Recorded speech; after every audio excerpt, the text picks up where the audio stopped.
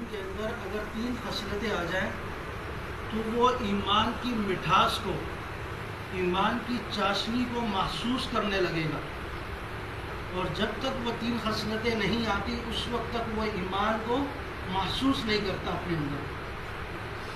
سب سے پہلی خصلت، وہ شخص اللہ اور اس کے رسول کی رضا اور خوشنودی کو سب سے پہلے رکھتا ہو، یا دوسرے لفظوں میں یہ کہا جائے کہ اللہ اور اس کے رسول کو دنیا کی تمام چیزوں سے زیادہ محبوب سمجھتا ہو۔ یعنی دنیا کے اندر اگر اس کی کوئی اور چیز جس سے وہ محبت کرتا ہے، اس سے زیادہ محبت کرنے والا اللہ اور رسول سے ہو۔ دوسری خصلت، وہ شخص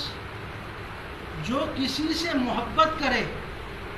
اور اس محبت کرنے کا مقصد اللہ کی رضا ہو، یعنی اللہ کے لیے کسی سے محبت کرے، اللہ کے لیے کسی سے دشمنی رکھے۔